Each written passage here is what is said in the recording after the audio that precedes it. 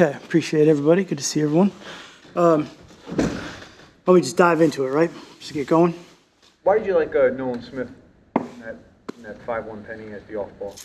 Yeah, he's a good football player. He's a good young guy. He's got good instincts. Has progressed through the course of the years. Played a couple different positions. I think he has some multiplicity coming out of college, which was really good for him and kind of allows him to be used in a couple different spots. I think where we were last week, kind of getting ready for the game and some of the depth situations that we had right there, it was good to have Nolan to move around a little bit, and that kind of just offered us some different roles to put guys in different positions out on the field. Matt, with Sidney Brown, how do you, a young guy who's got maybe plays to the whistle and a little after, how do you kind of balance wanting him to be aggressive and be that kind of player, but also being smart? How do you work through that? Yeah, I think that's a great point, and some of it comes with experience, and I think as you grow and especially in the league, as you have more time on the field, you learn. We want guys to be aggressive. He's a great style of play, but certainly we can't do anything that puts the team at harm or at risk, and those are good learning moments for everybody in that situation, and just trying to get them to get that right tempo of the play, for all of those things. Always kind of feel like it's easier just to try to put the brakes on than put the gas on. So you like that. You just try to coach through it the best you can. And I think just those scenarios and the awareness. And sometimes, as young players, there's a transition for the speed of the game too. Like the other guys are faster and quicker and they move a little bit different than maybe, what he saw last year. So getting used to that's better. Yep, go ahead. I was going to say, Brandon Graham seemed to get some snaps inside maybe more than usual. Yeah. And at the expense perhaps of Jalen Carter. What is it about that matchup maybe that you like led you in that direction? Yeah.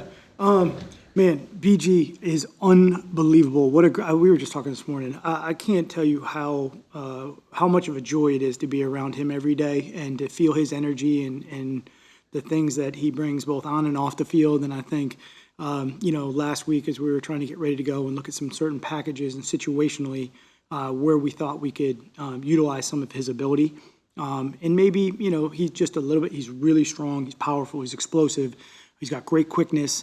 And sometimes inside, if you're a guard or a center, big guy matchups are different. And all of a sudden another guy comes in there and that's a little bit of a different pass set for you. You have, from an offensive line standpoint, if you're a guard, you're trying to take, whether you call it the 2-technique set, the 3-technique set, there's a 4-eye wide set, there's a 2-eye set down inside.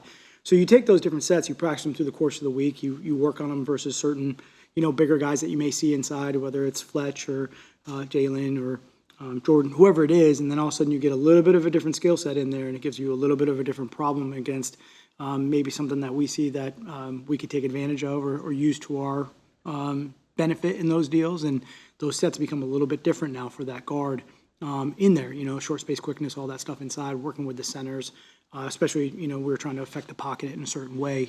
We just thought that matchup would be a good change-up. Back to talking about Nolan Smith to start, I think you guys also use Reddick in that way before. Where does that idea originate? You like edge rushers in that? Yeah. I definitely cannot take credit for any of that. Obviously, it's a copycat league across the board for decades. But, you see stuff sometimes, you see other teams doing things and guys that have some of the on the ball, off the ball ability and move them around, try to create different protection issues for the offense. Certainly it's great playing at home. It's very loud, which I love. The fans are, yelling and screaming, and it's such a huge advantage for us when the offensive line, the quarterback, they're trying to get on the same page. Certainly early, if you have a young quarterback out in the field in those situations, they're trying to communicate protection system, who's the mic, trying to identify how they're going to handle those. If you can move some of those guys around, I think it just slows their process down a little bit. Maybe you catch them in a bad mismatch, you catch maybe a free runner coming through, something along those lines. So being able to utilize those guys in those ways definitely helps. You guys had just the one sack. You had just the one sack against the Giants, I guess. Yep. When you watch the pass rush back, what's keeping it from being able to impact games? Yeah. I think the pass rush is, it's certainly something we're always trying to strive for, to get into the backfield and get after the quarterback. It's certainly high priority for us week in, week out. Coach Dable did a great job with his staff of trying to get the ball out quick. And certainly you could see it early in the game, especially in the first half. did a really good job of using the empty formations and motioning guys out and getting some overload 4x1s and 3x2s and putting the ball out on the perimeter pretty quick. We changed up a couple things there to try to slow that down a little bit, and the ball was coming out very, very effectively fast. You try to get him into passing situations where the routes have to go downfield a little bit further. Maybe you got a little bit more time to try to get to the quarterback in that situation. But give them credit for what they were trying to do in those situations. But I would say this, those guys are affecting the quarterback. Maybe not in the sacks, we're working to get there, but certainly the pass rush. And there's certain things, depending on the quarterback that you're playing and how you try to game plan the effectiveness of the rush, whether, maybe it's coming through the middle, maybe it's a certain side that you can get rushed to, get him out of his throwing lane, not let him step up through the pocket. Right-handed quarterbacks versus, mobile quarterbacks, guys that want to stay in, guys that want to get out. I'd say the rate at which these guys are trying to get out of the pocket or escape, whether it's deep or up and through, is at a high rate too. That means they're feeling the rush from that standpoint. And certainly, I think there's things that I've got to do to continue to help these guys in those situations and scheme-wise that maybe we can do going down the road to help them have those guys, stuck in there a little bit longer so we can get after them. What's your philosophy on when it comes to metrics, like measuring that? Is it pressures, QB hits? Like, what do you look at to kind of quantify? Yeah, good question, because there's a lot of numbers out there with all that stuff. I think they're all, I love numbers. That's kind of my background, so I'm good with all that. I think in the end, you're always trying to look at what affects the play. What is the result of the play? And that's the biggest thing for us. And I think, but we try to look at all those metrics and we try to, apply them and improve them. And, sometimes it is just to your point, like, hey, we're seeing numbers to say it's coming fast. You got to go faster, or we got to do something to help you get there quicker or whatever that is. So I love all those tools, certainly from that aspect of it. In the end, we're trying to see what happened on the play and did we affect the play or not affect the play. And, sometimes you don't necessarily affect that play, but you may affect it 2 or 3 down the road because of the cumulative effect, and I think that's always really good too. I think we had one in the middle, and then What did you think Go ahead, sorry. of the linebacker play, especially Ben Van Sumer and Yeah. playing defensive snaps for the first time in his career, and also him and Shaq together? Yeah. Well, let's start with Shaq. That was great, right? Obviously so excited for him to be able to come in and play and, another week just kind of getting familiar with everything. And man, I thought he made some really aggressive, quick reads. He's a super instinctual football player, and there were some plays in there where he just saw and triggered, and that was, they were, I think energized everybody from that standpoint. So that was really good to see, and I was super happy and proud of him for that. And, he's such a great professional. He works extremely hard to, do everything that we're trying to do. And, with Ben, that's exciting for him, to be able to get that action in the game. And he's extremely fast and an explosive player. He's young, so we're trying to get him, slow down, see what you're seeing and get your eyes right and all that stuff from a linebacker standpoint. He's been real productive and helping our special teams too. So he's been on the field from that aspect of it, but it looked like he was having fun out there and he was, explosive, which is what he does. And it was just, in the situation we were in last week, trying to, put different guys on the field, I wouldn't say a platoon effect, but we had guys in different roles and different packages so that you could really kind of lock in on the job that you needed to do and just try to do it at the highest production level you could for that particular package that we had, which is good when you got either young guys or guys that are new into the system, so that, there's a lot that goes into the game and the different situations and try to just lock them into those roles. I thought was helpful for those guys. I think they did a great job to their credit. Yes, sir. Matt, is Kyler Murray's ability to extend plays and his running ability, Yeah. is that the biggest problem you face in planning for Arizona this week? It's one of the big problems. Obviously you start with him. I've played him through the years. He's extremely explosive, very fast, very quick, unbelievable athlete.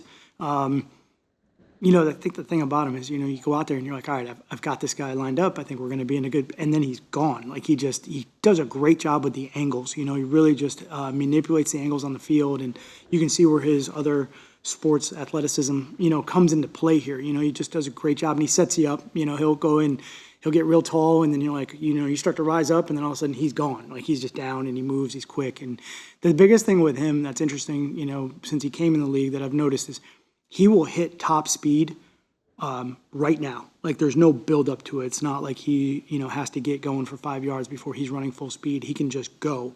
And I think that's what surprises everybody right away is just how fast he moves and how quickly he can get to that top speed. So you start there, obviously, with him. They've got, these guys play extremely hard. Coach Gannon's done a great job with this team and getting the team to play aggressive and physical.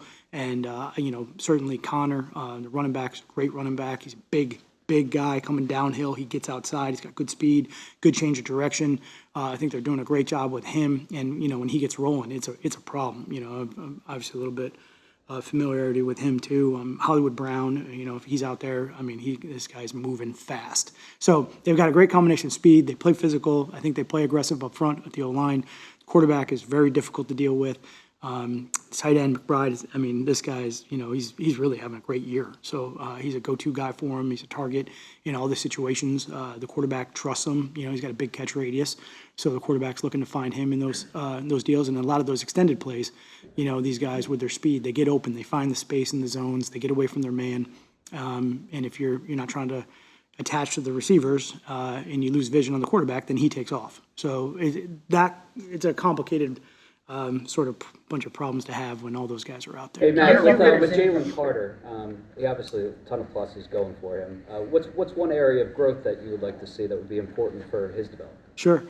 Man, that's a good one, especially with the young, good young players. You're always trying to improve, whether it's, week in, week out, their routine, or just try to get them to, maybe look at the game newly each week, from that aspect of it. Like, hey, this is what we did last week. Let's build on that next week. And let's just keep building your process, I guess, is the best way to put it from that aspect of it.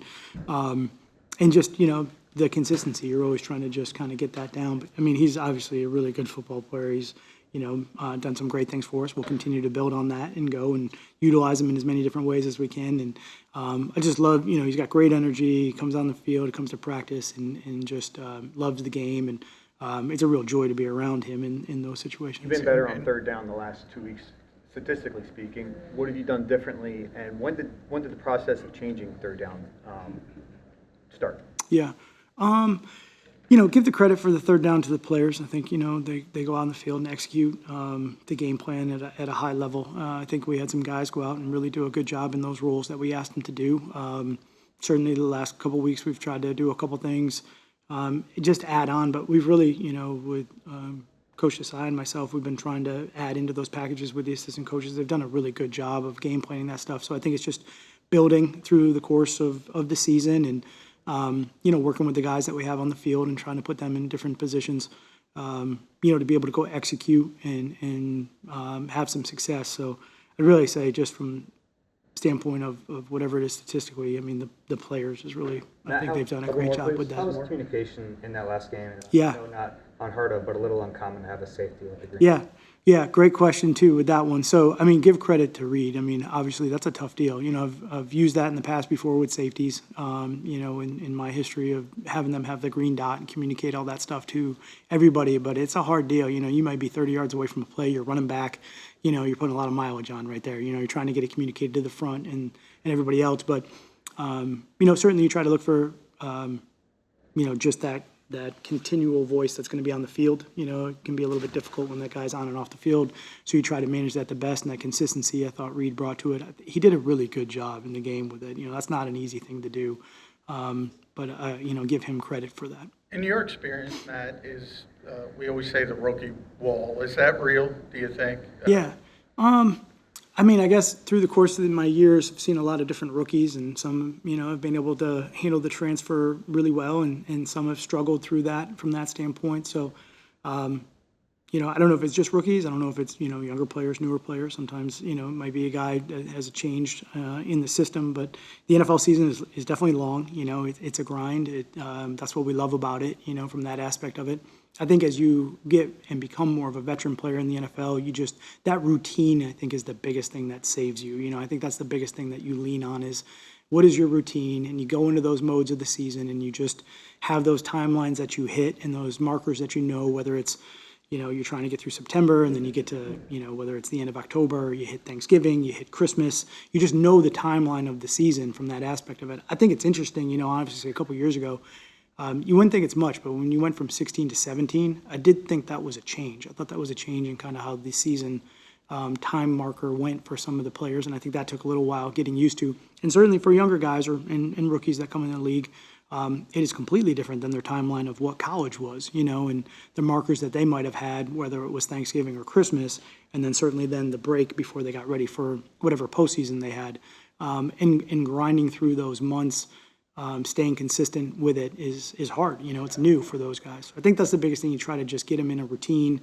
A lot of the guys, they'll attach to veteran guys and kind of pick their brains from that standpoint of how do you do that, and that's real. And when you get through those harder months or those longer months where, the grind is what it is, you just try to push them through to get them, back at the end of it from that standpoint. So you just try to educate it. Yep, go ahead. This kind of segues into that. You talked about how getting different guys on the field in recent weeks. In your ideal world, do you get as many guys as you can on the field and have them with those limited packages? I think it depends on the team. I think that's changed for me just year in, year out. But certainly, in the NFL, you got some guys that are active for the games, and if you can use all those guys and put them into different roles to help you on game day, and whether that helps you at the end of the game or whether it helps you in a situation or it helps another player maximize what he's doing in his own role, I think you try to figure those out, and you try to do that when you can. Sometimes there's guys that are just going to be on the field all the time, and that's just who they are, and that's okay. But if you have those situations and you can maximize them, I always think that's good. You feel like you potentially have someone right now? I think we got some guys that are active for the game that can go out and help us, and if they can, and that makes everybody else play better or whatever the situation is, try to utilize it when we can, sure. Thanks, guys. Yeah, sure, yep, good to see everybody.